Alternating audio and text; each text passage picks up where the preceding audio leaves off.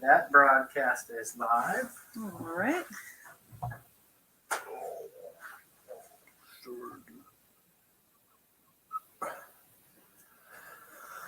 And there's TikTok going now. Very good.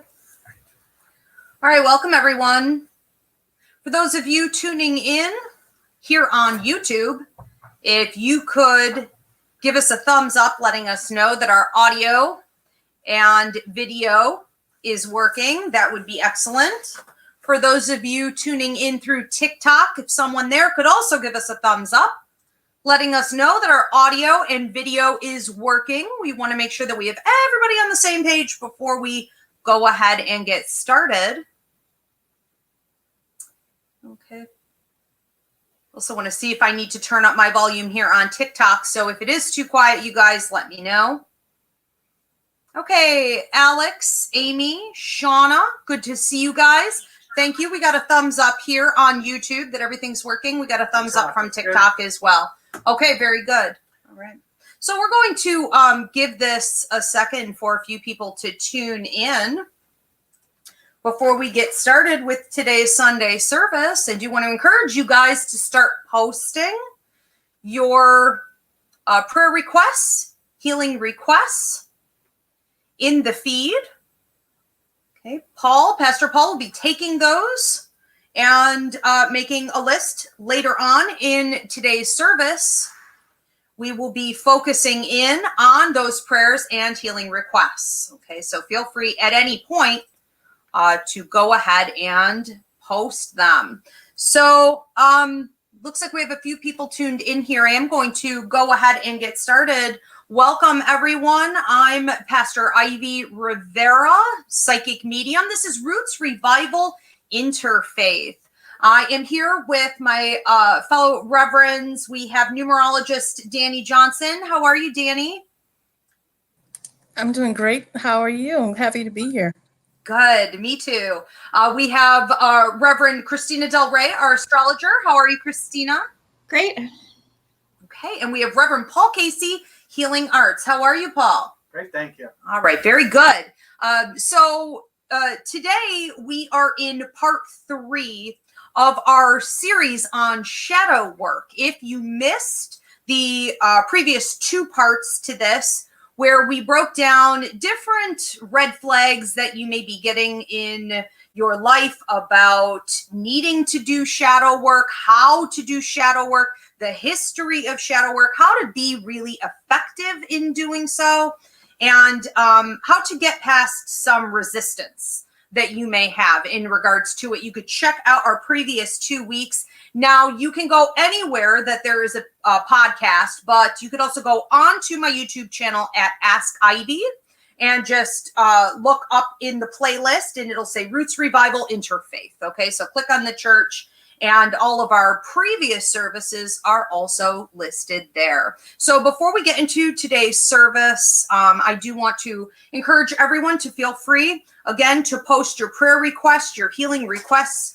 We'll be getting to those later. I also encourage everyone attending to post your questions and comments on whatever sermon it is that we're focused on that week. So go ahead and type those in as we go. Paul will be taking those questions and comments for discussion as he sees fit. And then if they don't really fit in with what we're talking about, we try to save it till the end. And we do try to get to everyone. We do also appreciate your donations. So feel free to hit that donation button. Okay, I want to open with a quick prayer. So if you guys want to relax, close your eyes, take a deep breath. Let's just all be here. Holy Spirit, we thank you for being with us today and always. We thank you for always guiding us, supporting us, redirecting us, giving us the strength that we need to help us through our journeys here on earth, to do what we came here to do, to heal, to prosper, and to help others. We ask that everyone receive this message today with an open heart and open mind, and that those that are lost find their way to us. Amen. All right, so today we are talking about shadow work, part 3. Now, in the 2 previous weeks, I did break down the different reasons I have found most people are resisting shadow work, or more particularly, how they're resisting shadow work, what they need to do. So you can go back to week 1 to hear in detail on that. But the general list that I covered was, first of all, we don't observe patterns in our lives. We hate being tested. Tests from the universe are something we try to avoid. We disregard shadow work's significance because there's no immediate payoff. In our society, we want instant gratification, and that doesn't always happen with shadow work. Okay, we have a tendency to be lazy, and we have moral licensing, where we say, well, I've done enough. I've done some good things. I've given to charity. I do this in my life, so I don't need to do shadow work. Okay, number 5, we have cultural enabling. That means that we're surrounded by other people who also don't want to do shadow work, and so it allows you to sort of get away with it. And number 6, afraid or fear of wasting time and feeling as though it's going to ruin you somehow, slow you down, injure you in some way. Okay, so we have a great fear about sort of looking in the eye of the dragon, right? Kissing the snake, looking at our shadow, facing and confronting what's there lurking. And we really don't know how we're going to come out of it, so we just avoid it altogether. All right, so, and we talked about, I want to say, 8 different ways that you may be receiving red flags, triggers, warning signs in your life that it is time, indicators that it's time to focus on some shadow work. So today, before we open this up to my fellow reverends here, I'm going to talk about a few key things that I see with people as really being the biggest indicators that it's time to look at the shadow, right? And I would say the biggest one is drug and alcohol abuse. A lot of people, especially with the legalization of marijuana, which is great. That's awesome. You know, perks to many of the changes that are being made, and some pitfalls to some of those changes as well. One of them being that people who use any kind of drug, I don't care if it's a plant, I don't care if it's alcohol, I don't care if it's a street drug, if it's something from big pharma, it doesn't matter where it comes from. It doesn't matter what the name of the drug is. If you find that you're using in order to escape your life or avoid who you are, how you feel, or your life circumstances, that is a red flag that it's time to do some shadow work. I also want to talk about the second most common red flag I see is if you are always unhappy in your love partnerships. Now, we can definitely have a time in life where we need to make sure we raise that bar, and we need to always have high expectations that whoever the love partner is that we choose is giving back. We need reciprocity. We need balance. But when you're expecting someone to provide you with happiness and self-esteem and a sense of security, you've taken that a little too far. That's something you are supposed to provide your own self with, and you run the risk of getting trapped in those relationships becoming codependent and sick, and nobody doing the shadow work that needs to be done. So we need to be very careful when we look at love and shadow work. Okay. Now, I want to talk about number 3, psychological projection. Meaning that you have a tendency to, I think of Karens, look out at everyone else and be like, you're the problem, get the manager, you're the problem, you're not serving me, I'm entitled. Okay. If you're always blaming other people for what's wrong in your life because the world is wrong, that is a major red flag. You may be putting your stuff out onto others. Number 4, pay attention to triggers. Triggers are going to come sometimes from your numerology, from your life contract, from your astrology. Maybe the planets moved. Maybe you have some past life issues that were not ready to come to the surface, but now they are. There are many different reasons that a shift can occur in with your life contract. And if you have knowledge of these other key areas, astrology, numerology, you're tapping into your intuitive intelligence, you understand your Akashic record, you're going to be able to understand that it's time to do the shadow work, that it's scheduled. We could say it's even destiny charted. And you would also have a pretty good understanding about the help that's there for you as you go through it and when that cycle is supposed to end. Okay, so without this knowledge, it can get really tricky. You could feel like you just got slammed or, it snuck up on you. You don't understand. It's like the rug got, pulled out from under you. And it could very well be that it was destiny charted to happen. I also think it's really important. Okay, so I believe I'm on number 6. Number 5, number 6, Polly can edit that later, that you pay attention to the dreams that you're having.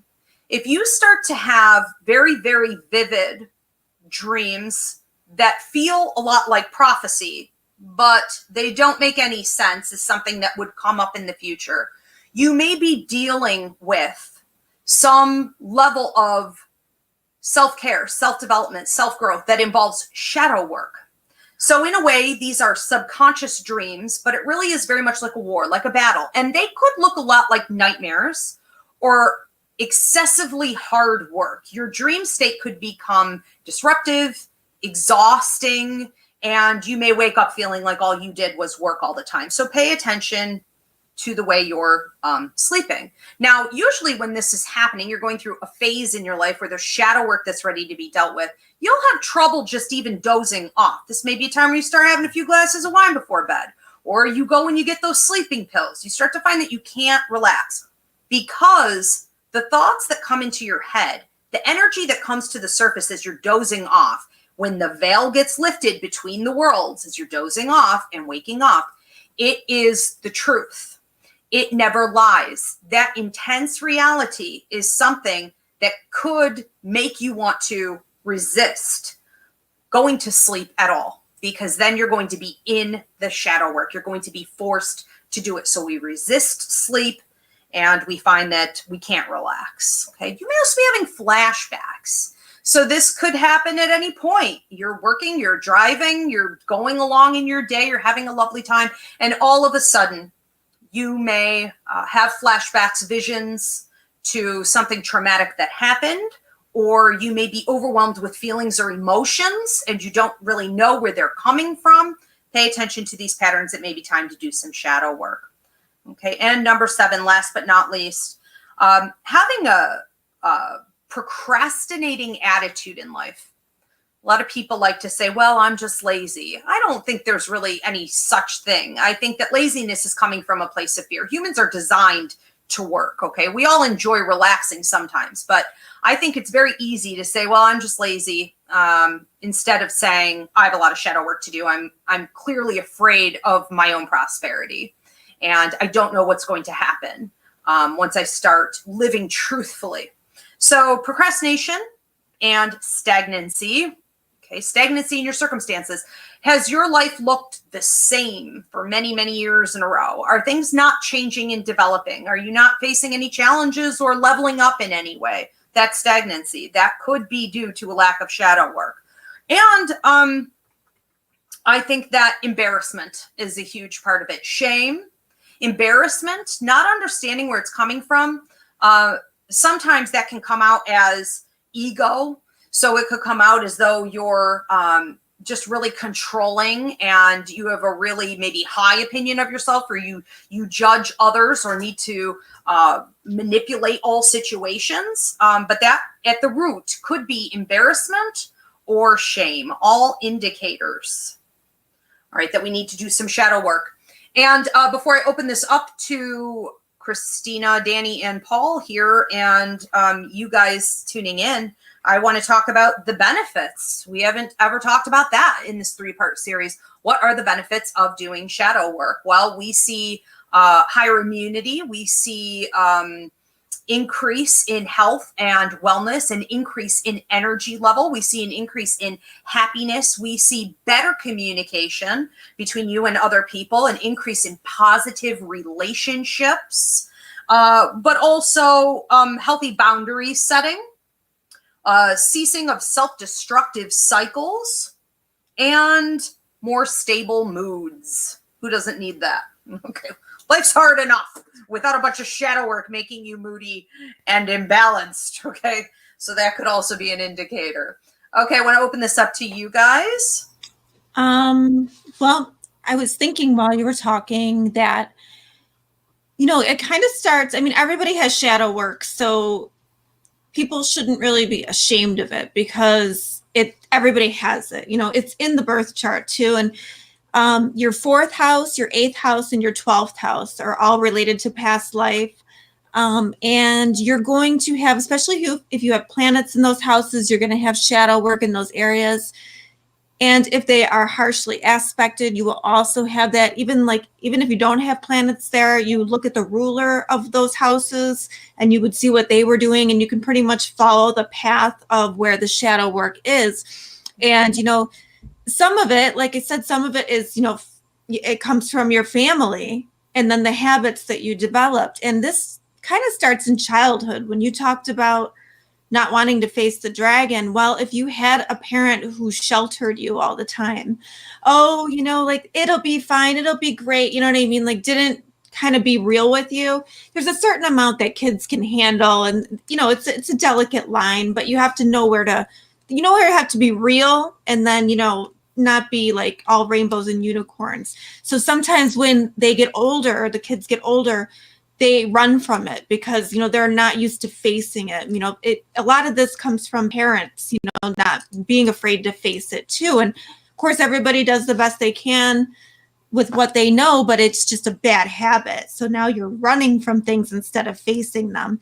And I mean, not that I haven't been guilty, because I am 100% guilty of all of that. But it's important to recognize that, and living truthful. I did want to say this: when you live truthful, when you conquer that shadow work and you live from truth, that raises your vibration. Ivy and I often talk about, and I know Danny always says it too, there's always a high vibration and a low vibration. Well, when you're living from truth, you're raising your vibration.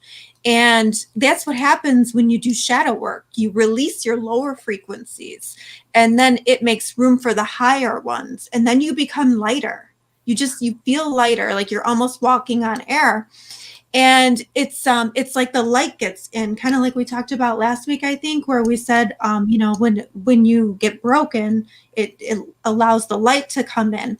And we have to I think everybody really has to learn more about the ego and observing yourself and not being so embarrassed about it, because we are human. And, this is some of it's our fault, yes, but it's kind of like inbred, and we have to conquer it. I mean? That's one of our jobs here. So if you're seeing the stagnancy, like you said, your life is not moving and you're stuck, but you don't really know how to do it. That doesn't mean you have to do the shadow work alone, but it just means that you have to recognize it. The first step is recognizing it and then observing it in yourself, and then figuring out a path of how to move forward, to do that shadow work and move forward.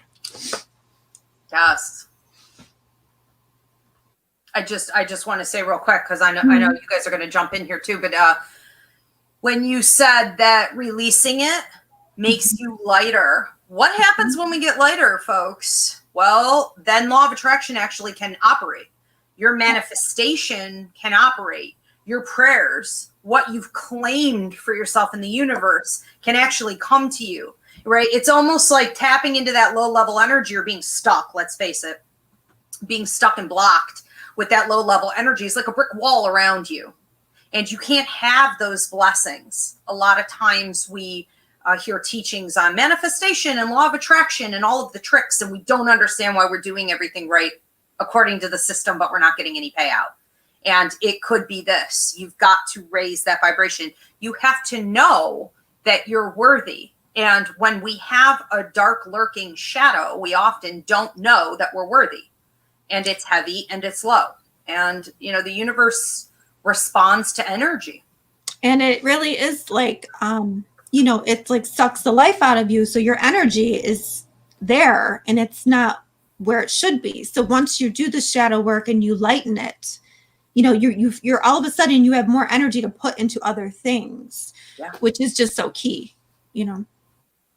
Absolutely.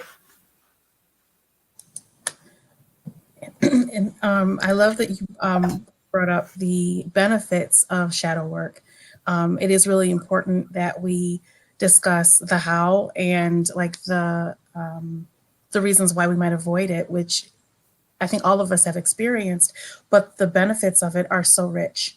And when thinking about and reflecting on the benefits, some of them are like enjoying our own company. One of the things I realized in doing shadow work is I enjoy my own company.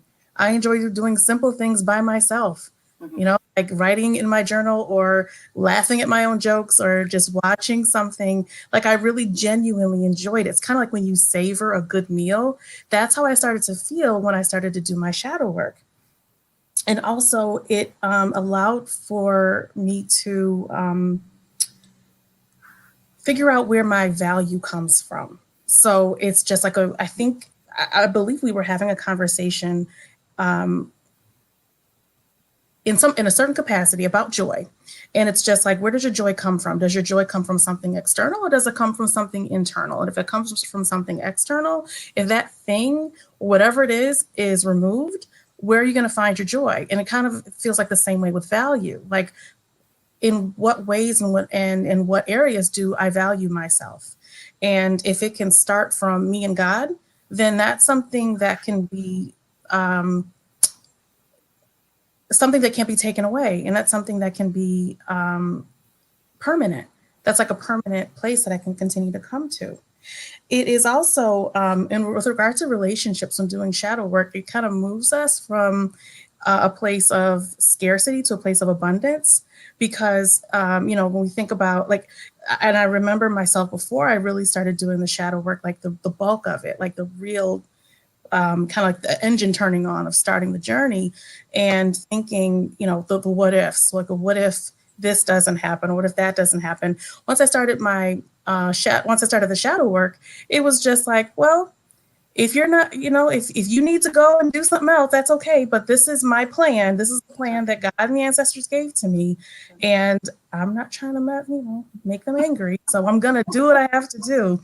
And it just becomes like, you know, do what you have, like really encouraging whomever it is in whatever relationship. Like if you need something in a different space, in a different capacity, that's okay. And I support it.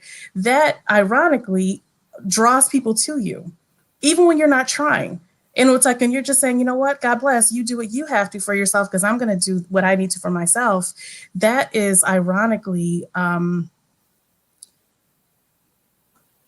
it draws people to you. And that was something that I wasn't anticipating. And still to this day, I'm wrapping my mind around it, but realizing that that's a phenomenon, you know. Also, realizing that it's the fear of the unknown. So it's like, we know that there is something like who we are, who we're going to be on the other side of shadow work is going to be amazing. We know it, we feel it, we see it, but we don't know. We don't know exactly what are we going to look like? How are we going to feel? How different will we be than the person that we see in the mirror right now? And that in and of itself can be scary. And even when it's something that could be wonderful, it's just, well, who is this going to be? Will I be able to handle this person? Will I be able to handle myself? Those are some of the feelings and the thoughts that come up that just have to be processed and worked through. And like discovering yourself, like really, it's almost kind of like this amazing experience of realizing who is this girl? Who is she?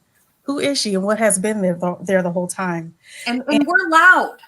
You know, I think it's so important that we remember we're allowed to do that. Even if everyone around you wants you to stay exactly where you are, exactly who you are. You know, it is not human nature to want people in your tribe to change. We want everything to stay the same. That is human nature. But we have a job to do to grow. And it's okay to celebrate that growth. It's okay to even celebrate the fear and the adventure and the unknowing of it all. And I think we have to expect that people aren't going to like it. And that's not their job. That's fine. Yeah. And it's interesting when other people have been on, who are on or who have been on some aspect of their shadow work journey, it's like they see it. They're just like, oh, okay, you're on it. Yeah. And they give you space. They know when to offer support and advice and when to just sit back and allow for things to happen. And when the bond is real and the relationships are real, you allow for those changes to happen because you know that the essence of the person will be who they are, but they're allowed to get to the next level of who they're meant to be. And one of the, I think, most powerful benefits of of shadow work is, so Ayanna Van Zant, she's does a lot of healing work, and she has this book called In the Meantime. And I remember reading it, and she describes how it's like sometimes we're up and other times we're in the valley. And in the meantime, it kind of, thinking about it, those are the moments. The meantime is when we have the chance to sit, reflect, when it's not the building period, it is the uncovering period, the preparation. And it kind of like makes me think of like strength training, like when you do weights, and you're not supposed to do weights on the same part of your body every day because you need time to rest. And part of that shadow work is the rest. It's working, but it's not actively, intentionally trying to move forward or level jump like you described. It is still, there's stillness in shadow work.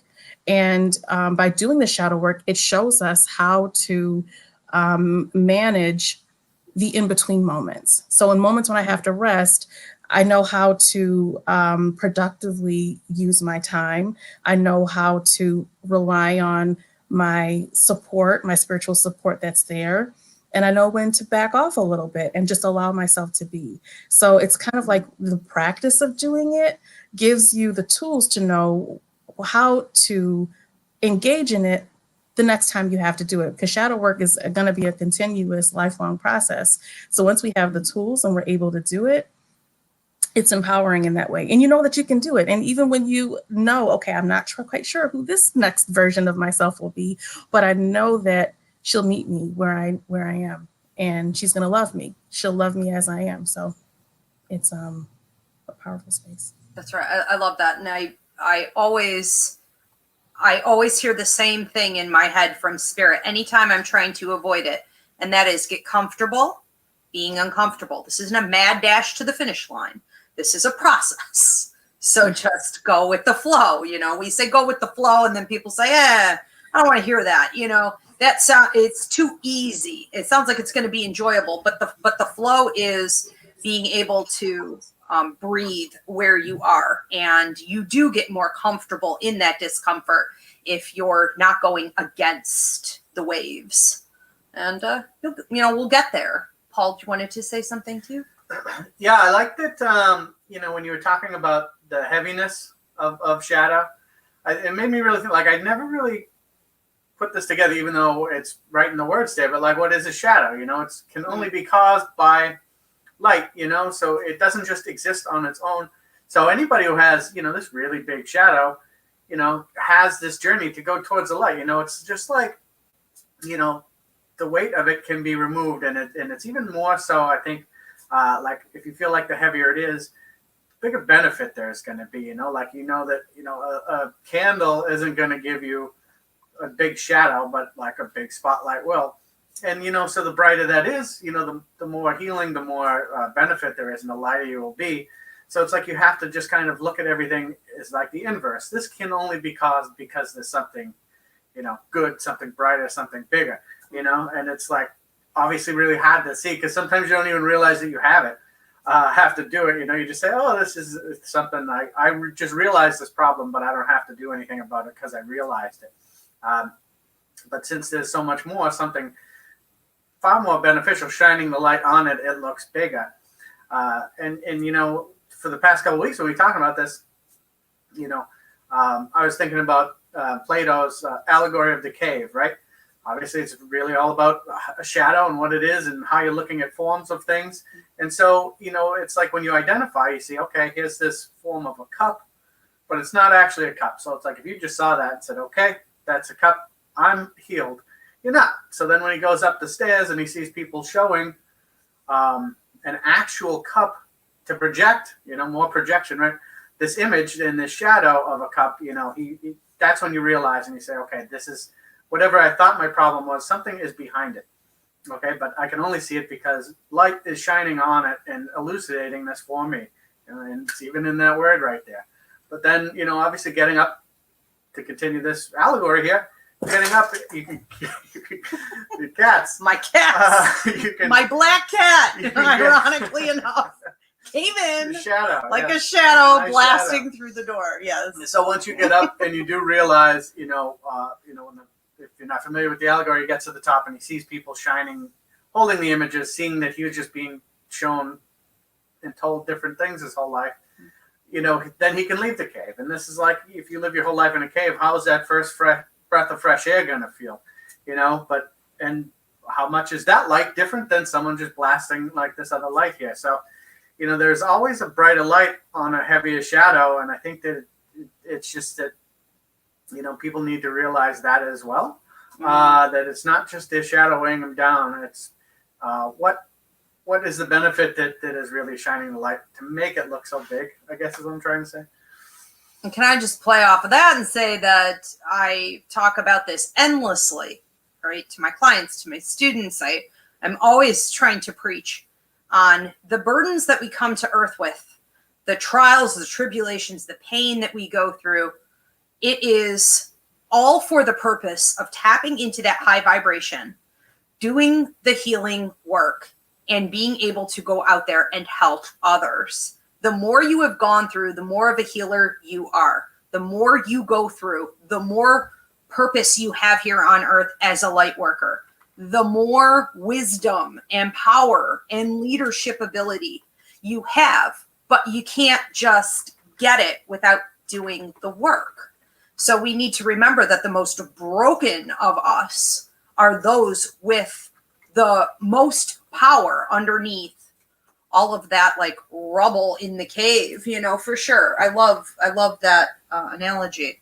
I do want to invite you guys at this point to type, if you have not already done so, your prayer requests, your healing requests. We're going to take those now, and we're going to talk for another couple minutes here. Also, any questions or comments that you had on any of those, we're also going to take those now. This would also be the time to donate, if you have not already done so, to the Roots Revival Interfaith Church. We do appreciate your donations and support. Paul, did we have questions or comments here on this? No. Okay. Then I really wanted to play off a little bit on what Danny had said. Well, you get these prayers and healing requests in. So when Danny was talking about having an ease in relationships, unexpected perks. You do shadow work. You don't know that all these other things are going to happen necessarily. Why would you connect these things? But one of them most definitely is an ease in relationships. I love that you brought that up. And the way, specifically, one of the things you said was that people are drawn to you. You become like the shining light. Now, you didn't intend to do that, but you shine. And your light can reach others. And it's almost like you're a lighthouse. And it really does attract people to you in the same way I was talking about earlier, what Christina had said about tapping in to the high vibration and getting rid of that heaviness, right? Well, it allows manifestation, law of attraction to kick in. And so I think this is something that we don't think or talk enough about. And that is that when you do the shadow work, how many members of your soul tribe, how many people can come to you that have just been waiting to cross your path? It really does get very exciting.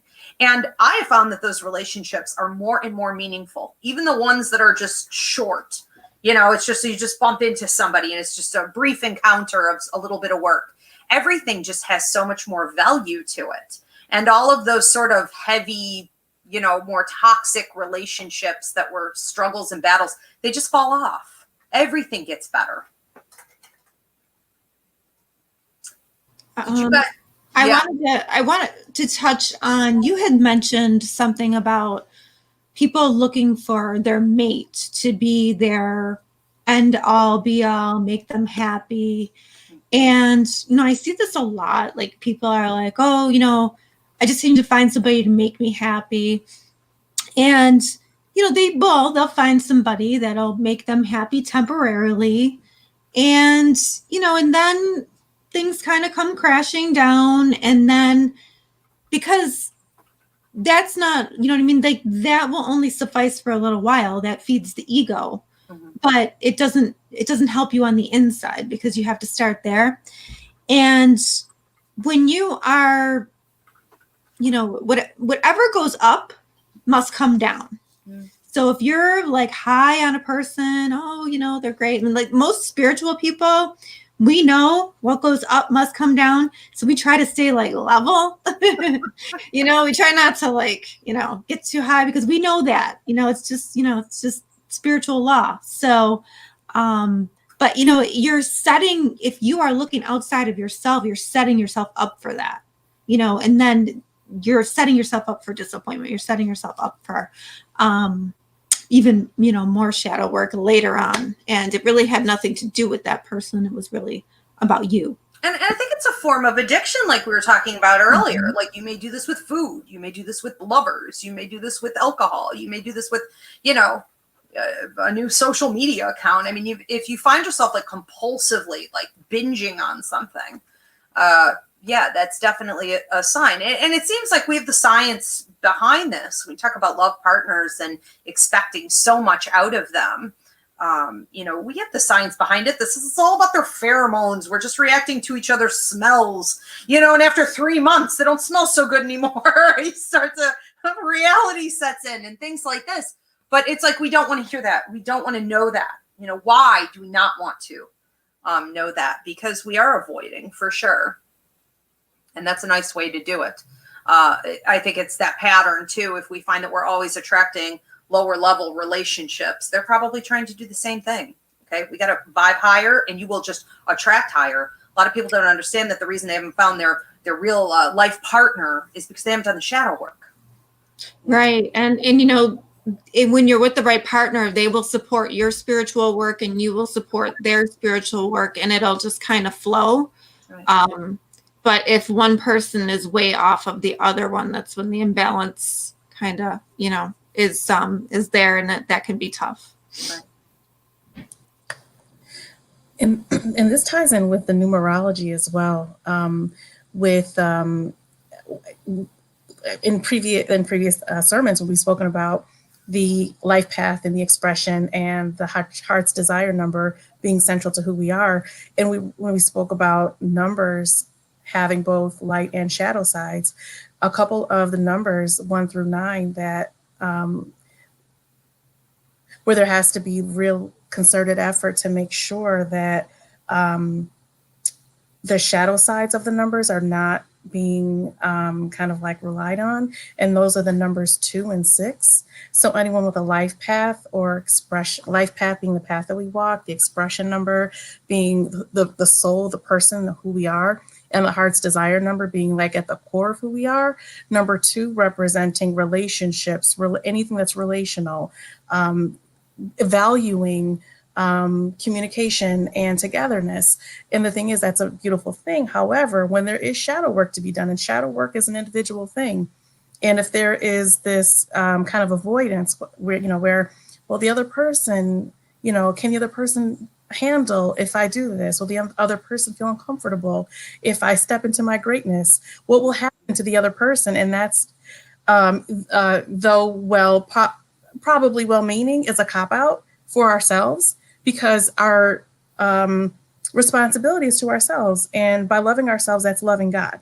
And because God made us perfect in her image. And so being careful not to allow for the shadow side of number 2 in those capacities to allow us to escape in that way, like we were describing this escapism. Also, the number 6. The number 6 is similar to number 2, whereas where number 2 is more kind of like the one relationship, whereas the number 6 is relationship, but then also community and family and caretaking. So knowing people personally whose life path number is 6, they have to be very careful, and they've learned as they've grown to become aware not to allow the needs and the concerns of the folks who they care about and who they love to overtake them. I have a friend whose expression number is 6, and the number 6 for the expression number is the spiritual parent. It's like it's the cosmic parent, the cosmic mother, the cosmic father. So always having the sense of responsibility for others. Mm-hmm. And Ivy, I love when you talk about life contract, when you speak specifically like to the path that parents take, and how when a person becomes a parent, that doesn't mean that the rest of their lives are now null and void. Like, parenthood does not eclipse everything else that a person was brought to earth to do. And that is something where a person with the heart's desire expression or life path number 6, that's just something to be cognizant of. So it's just always an opportunity to be aware of the energy that walks with us, that is always with us, to make sure that we don't miss out on some really incredible healing work that we are allowed to do. I think it's so important to understand your numerology. So important to understand your astrology. Like, Christina was saying earlier, 4th house, 8th house, 12th house. You should know that shadow work comes up with those in particular. And like, for my own self, doing psychic mediumship work, I look at past life influences. And when one of those resurrects, and it's time to deal with that shadow, what was unfinished business, it's time, and it will take over. It will take over your whole life and your whole personality while it's there. And I think we need to just start accepting these things more. Stop treating it like it's a fantasy or it's entertainment, or it's like a little, it's some kind of a fairy tale or a fictitious, like, this isn't magic. This is real. This is a science of its own. There's nothing magical to it. And when the opportunity is there, we should really be prepared, understanding, again, I said this earlier, how long it will be there, and what areas of your life it's shining that light on, so we could be far, far more prepared to go through this than what we are, but we choose to just pretend like it's some kind of, fictitious character story in the background that's, optional if we want to entertain it. Or it's become a word of fashion. Shadow work has become something of fashion. And, this is serious, and we do have to face the fact that we did come to earth, not just to have a big party and feel great. And that's why a lot of people feel dissatisfied with their lives. That's not happening for them. And that's because the earth is a classroom. It's an opportunity to grow and learn. And if we're not doing that part, we're wasting our time, and we will become increasingly more uncomfortable, and we will see ourselves as a people deteriorate, the environment deteriorate, as we are, for sure. So it is time. I just wanted to say thank you to Empathic Alex for donating. And was there anyone else who donated? Just saying thank you to Alex. And Christina, did you have something to say before? And then we'll. Yeah, I think it's important to note too, if we keep ignoring it, okay, it will at some point catch up and bring us to our knees. And I think that's why, it'll bring a person to the point of being so low that they hit rock bottom, and then they have to start working their way up. So it's a lot easier to do the shadow work willingly and face it and be courageous, because it does take a lot of courage to do shadow work. But if you keep running from it, if you are that person that runs, don't think that it's not going to get you, because it will. And when it does, it'll just be 100 times harder than it could have been. Mm-hmm. So it's important to really recognize that you do have some control about, how it will play out. Oh yeah. Amen. Well, or we just reincarnate. We just keep going over and over and around that mountain. I think everything is easiest to deal with as it comes. As it comes like a wave, deal with it. We have to learn to surf, those waves. Okay, do we have our prayer and healing requests in here organized? And Jesus, baby Jesus, our cat, is here to help with the healing like always. Okay, so Paul, are you leading this then? Yeah. Okay, very good. Okay. He used me as stairs, so I'm recovering from that. Prayers from my hand that the cat got. Okay.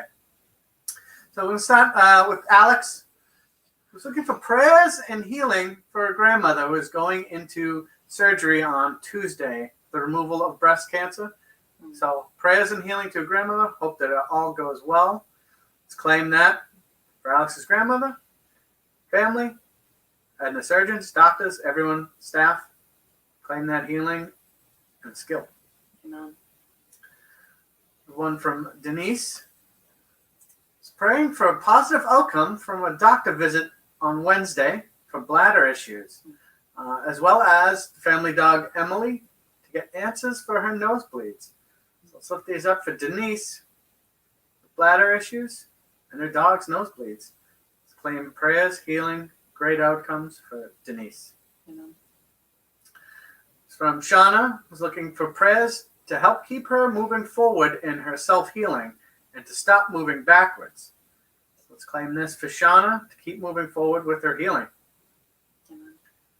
And we have one from Butterfly Spirit, who's healing and prayer request for forgiving of family members that have done bad wrongs towards her and her kids. So let's lift this up for Butterfly Spirit to get that forgiveness in her heart and move forward. Yes. Claim that.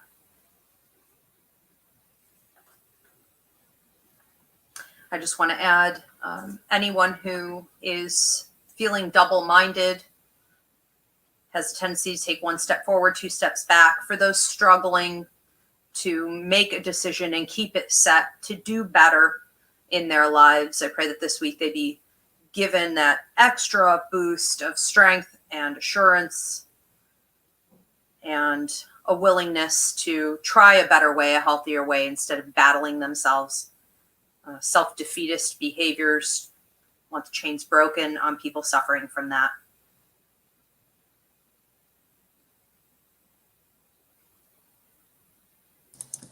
Also prayers for anyone who, whether it be recent or someone who lost someone a while ago, if there's anyone who has been really wanting to feel or hear from an ancestor, someone who has crossed over, I pray that they relax and that they breathe and that they simply make the invitation for that person to come and to accept their visit, accept their message in any way that it comes, and offer them healing in that way, especially for folks who have lost loved ones during this pandemic, who are unable to visit or see them or hold them in the hospital as they transitioned.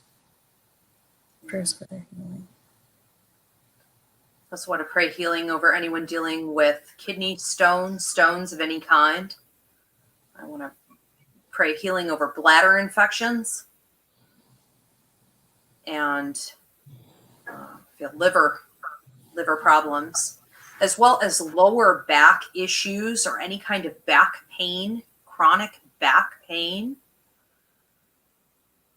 and heart problems, whether this be like high blood pressure, clogged arteries, heart disease.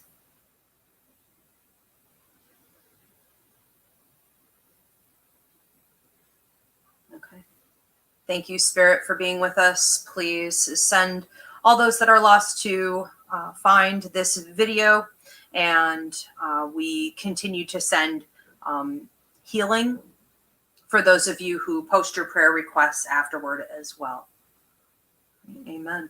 Thank you, everyone, for being here with us today. We will see you next Sunday for Sunday service, 8 p.m. Eastern here on TikTok as well as on YouTube. This recording will be published. Sometimes it takes YouTube like 24 hours or so, but here on Ask Ivy, it will be rendering soon, and anywhere that you can get a podcast for the next 2 weeks.